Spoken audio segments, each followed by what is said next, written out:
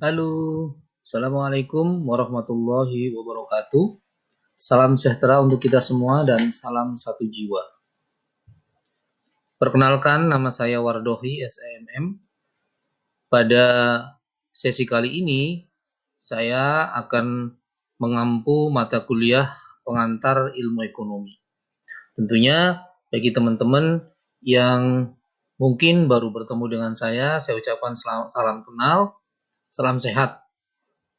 Karena kesehatan nomor satu. Dengan kita sehat, maka kita bisa mengikuti perkuliahan dengan baik.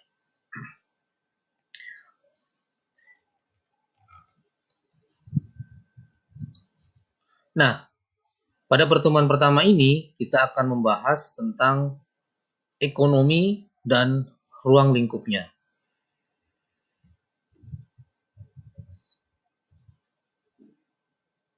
Sebelum kita membahas lebih dalam tentang ekonomi dan ruang lingkupnya di pertemuan pertama ini, tentunya kita harus mengetahui dulu tujuan daripada perkuliahan kita di pertemuan pertama ini.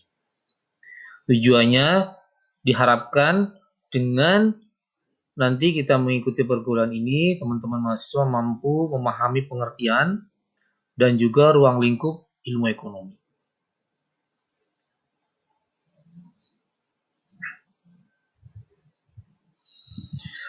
Untuk menjawab tujuan daripada perkuliahan ini, maka saya bagi uraian materi menjadi yang pertama adalah definisi daripada ilmu ekonomi, yang kedua bagaimana tindakan ekonomi, apakah itu tindakan ekonomi, dan motif atau dorongan kita melakukan suatu tindakan ekonomi. Yang ketiga, kita juga akan diajak untuk mengetahui ruang lingkup dalam ilmu ekonomi itu apa saja. Ini kesini biar enak dibuat. Oke. Baik, ini adalah beberapa uraian materi yang nanti kita akan coba kembangkan bersama-sama.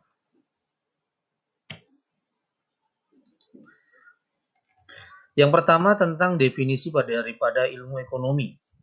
Tentunya kalau kita sering mendengarkan berita-berita baik di televisi, berita-berita di media online, tentunya kita tidak asing lagi mendengar kata-kata ekonomi.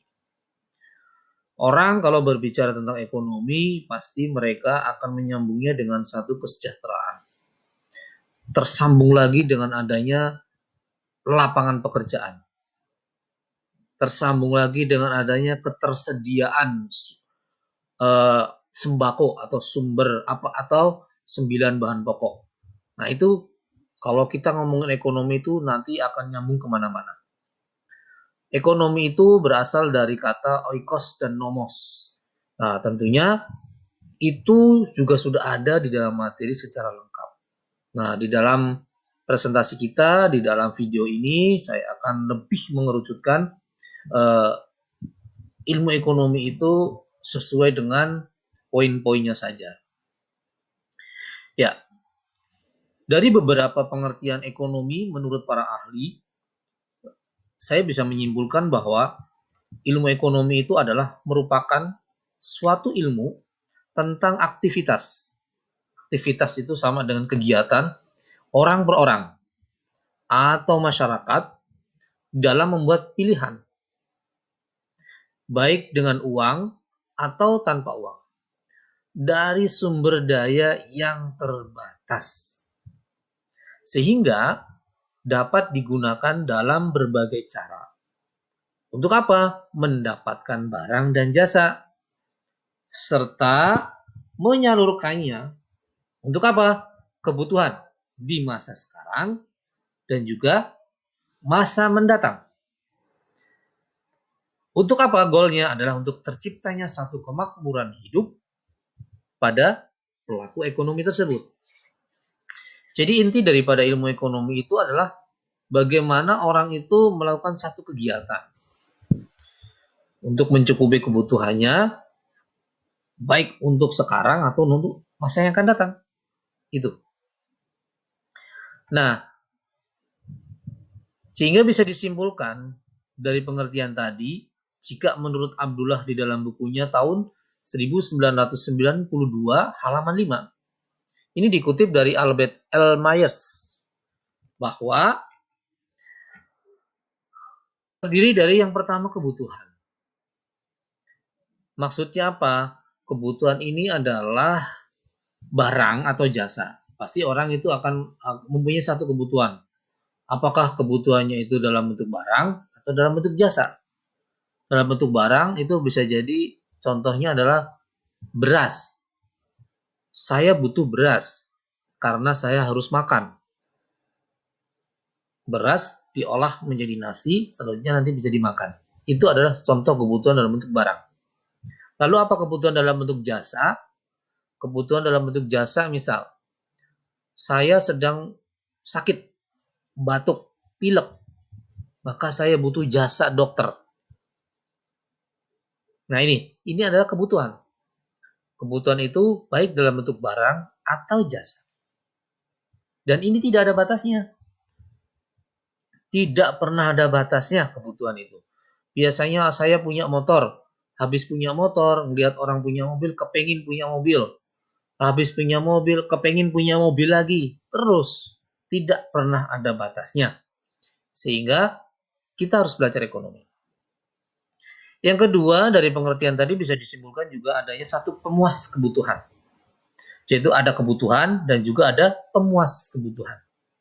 Pemuas kebutuhan ini adalah barang atau jasa yang jumlahnya terbatas. Nih, jadi ada dua ya, kebutuhan dan juga alat pemuas kebutuhan. Kebutuhannya tidak terbatas, sedangkan alat pemuas kebutuhannya itu terbatas. Jadi bagaimana kesimpulannya? Kesimpulannya adalah di dalam perekonomian itu ada yang disebut dengan scarcity atau kelangkaan.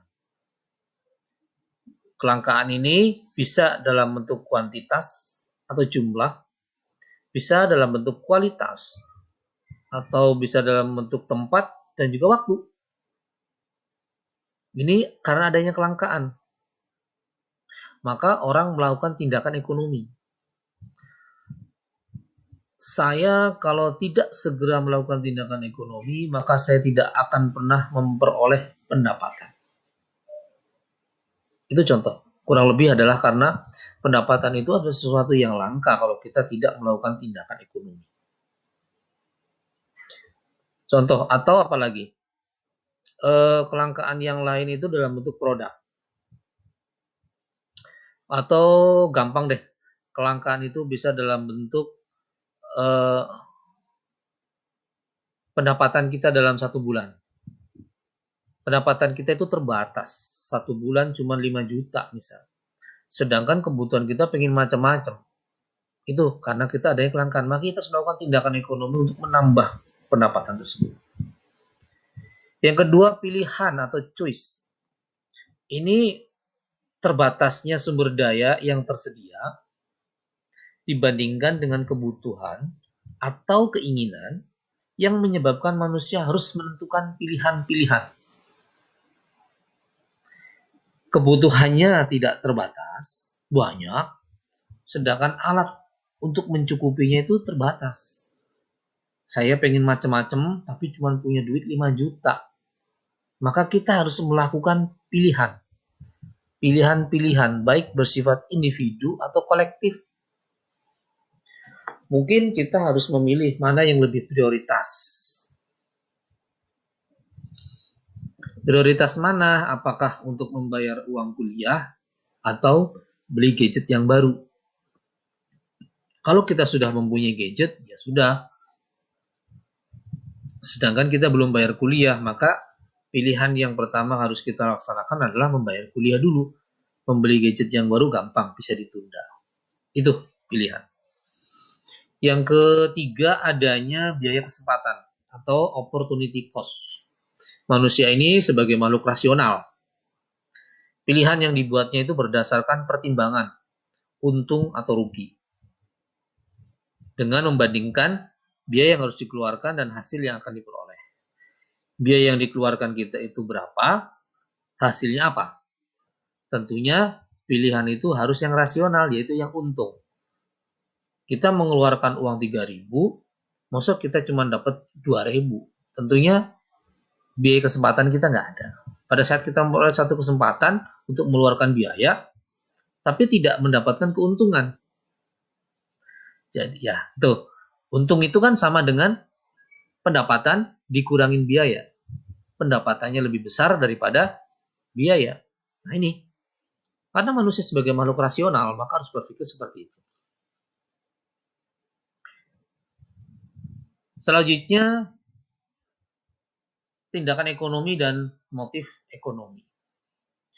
Yang pertama, tindakan ekonomi. Manusia itu seperti kita, teman-teman mahasiswa juga, bahwa melakukan satu tindakan ekonomi itu karena berpikir rasional.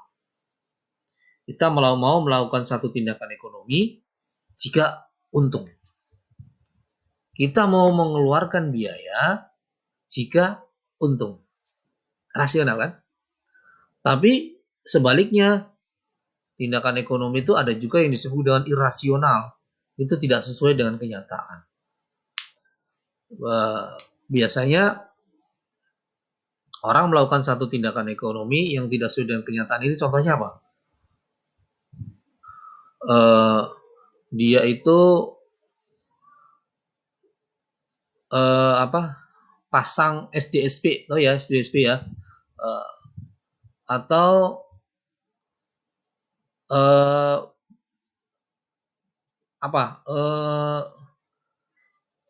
contohnya yang irasional lah, kita pengen membuat satu, ingin memperoleh satu pendapatan yang besar, tapi nggak mungkin gitu, tapi kita tetap maksa gitu, itu irasional lah, satu tindakan yang irasional.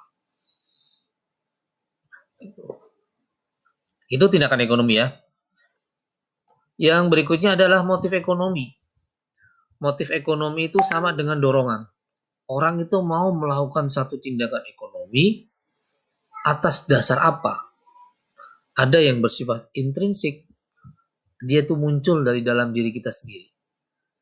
Yang kedua, ada yang bersifat ekstrinsik. Jadi muncul selain dari diri sendiri. Teman, lingkungan, nah itu adalah ekstrinsik. Apa contoh intrinsik? Kita mau melakukan satu tindakan ekonomi karena kita butuh makan. Maka itu muncul dari dalam diri kita sendiri. Bagaimana caranya saya agar bisa mendapatkan pendapatan sehingga saya bisa makan hari ini. Yang kedua, apa contoh dari ekstrinsik?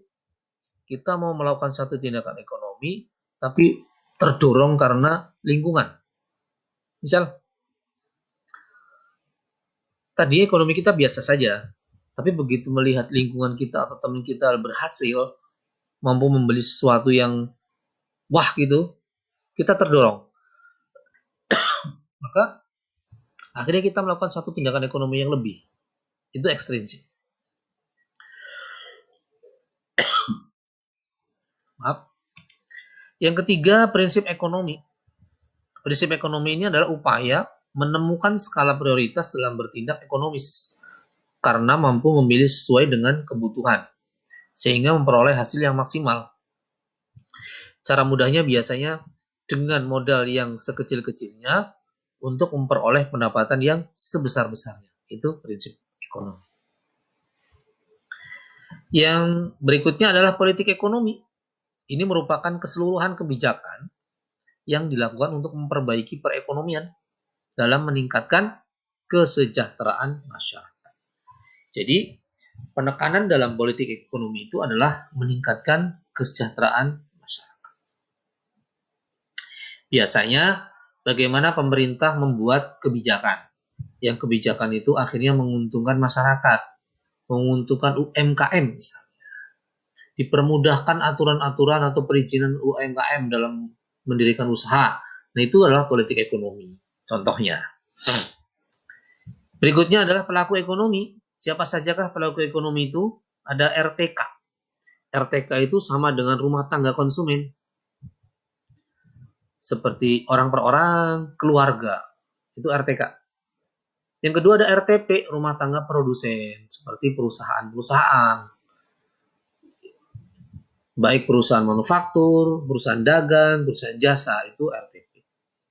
Terus RTG, rumah tangga government atau pemerintah atau negara. Jadi negara juga melakukan tindakan ekonomi, maka negara disebut pelaku ekonomi.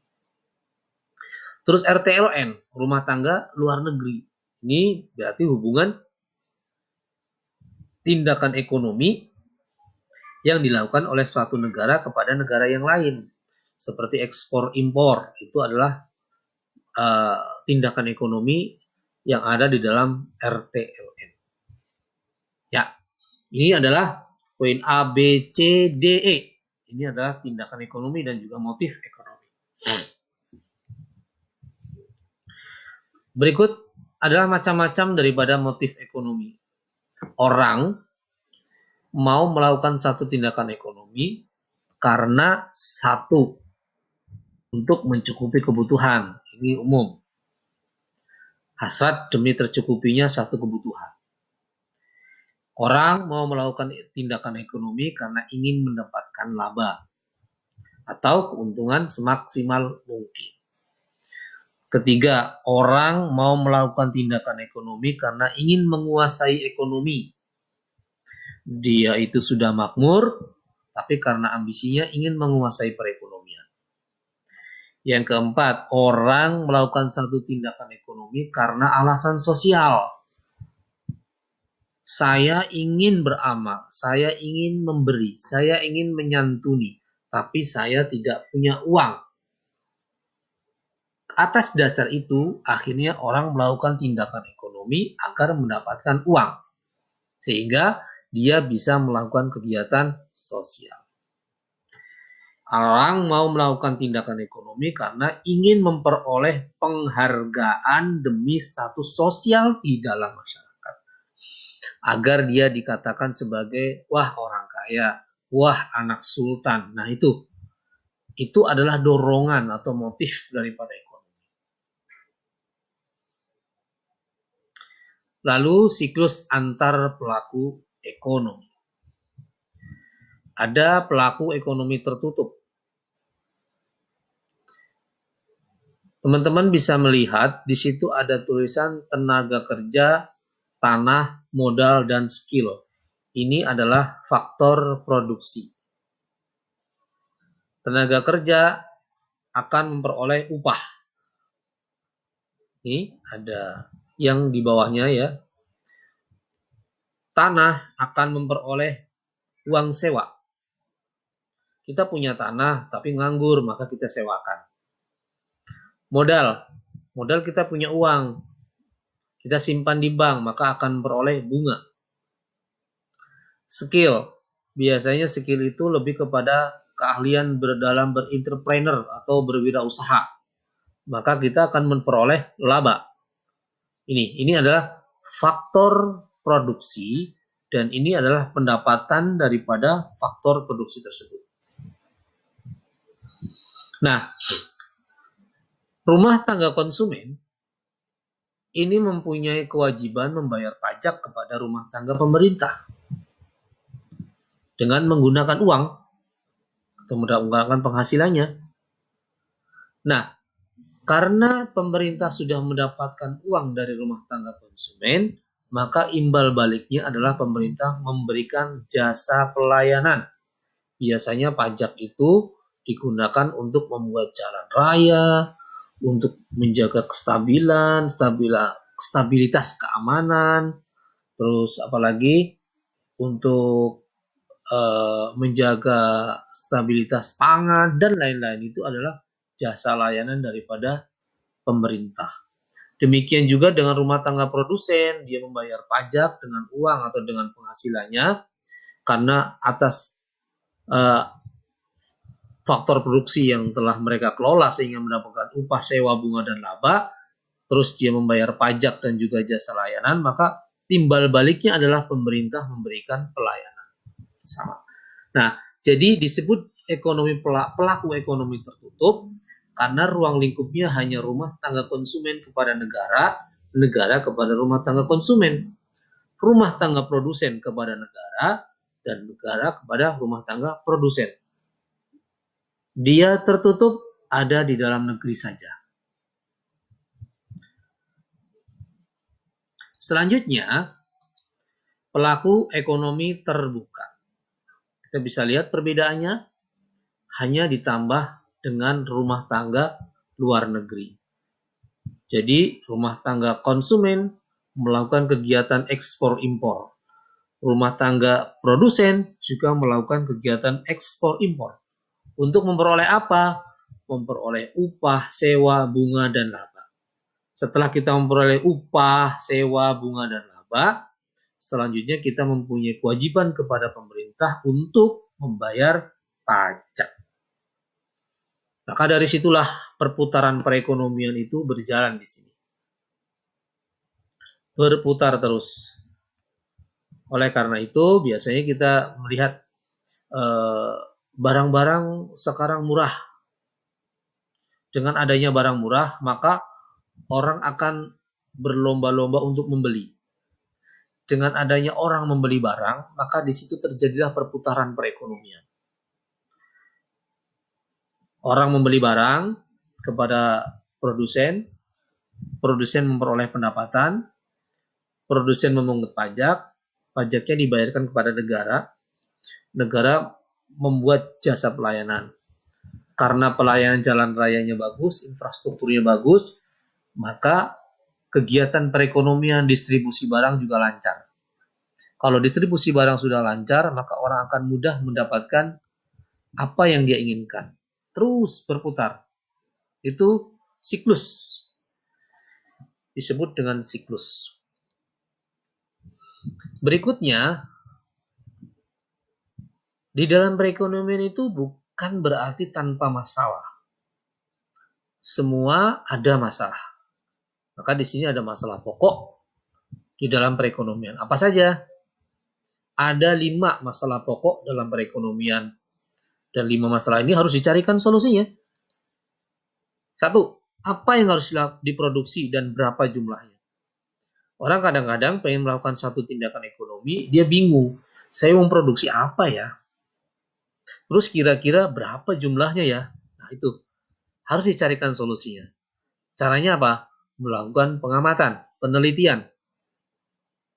Setelah sudah ketemu, masalah itu muncul. Ternyata yang pertama ini, oke, saya memproduksi barang A. Jumlahnya adalah sekian. Nah, setelah ketemu, muncul pertanyaan baru. Gimana cara memproduksinya ya? Nah, ini masalah lagi. Nah, akhirnya ketemu lagi tuh, produksinya begini. Setelah ketemu cara produksinya, muncul lagi pertanyaan baru. Untuk siapa ya kira-kira barang saya ini saya produksi banyak-banyak? Apakah buat semua kalangan? Apakah hanya buat remaja? Apakah hanya buat anak-anak? Nah, itu adalah kita harus cari solusinya. Setelah ketemu, muncul lagi pertanyaan baru. Bagaimana cara pendistribusiannya ya? Produksi sudah saya buat, jumlah sudah saya buat. Caranya saya sudah tahu. Untuk siapa saya sudah tahu. Gimana caranya ya agar itu tersalurkan kepada orang yang dimaksud? Nah, ini. Ketemu akhirnya muncul pertanyaan baru. Maka bagaimana perekonomian akan tumbuh dan berapa lama? Biasanya gitu. Sama dengan gini. Saya memproduksi barang ini mau saya jual. Jualnya adalah segmen pasar saya adalah untuk anak-anak remaja. Kira-kira dengan modal sekian akan balik modal kapan? Biasa disebut dengan BEP ya, break even point. Ini masalah. Kita harus memecahkan solusinya.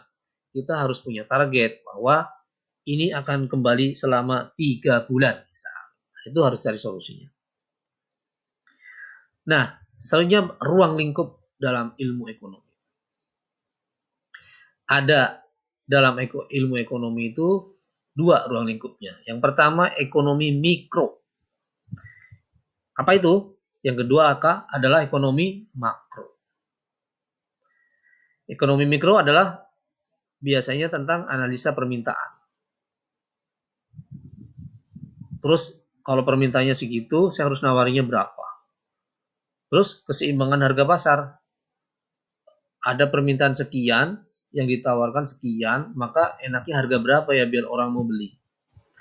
Nah, yang kedua ada elastisitas harga. Yang ketiga, teori perilaku konsumen.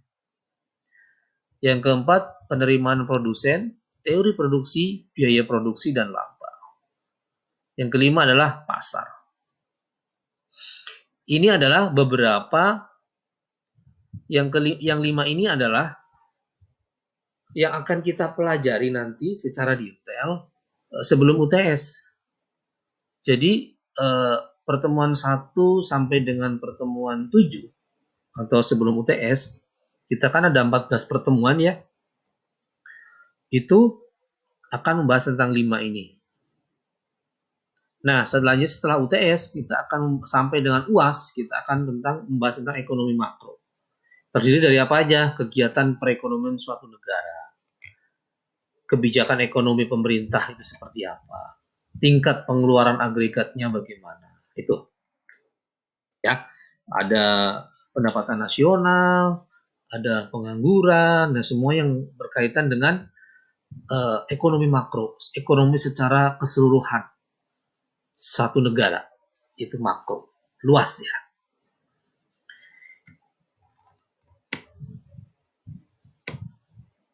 Demikian pemaparan materi pada pertemuan pertama ini, karena ini adalah bersifat pengantar, mudah-mudahan bisa dipahami, teman-teman bisa memperdalam dengan, kalau ada yang kurang jelas bisa diputar lagi videonya, atau bisa mengambil referensi dari tempat lain yang menurut teman-teman mudah dipahami.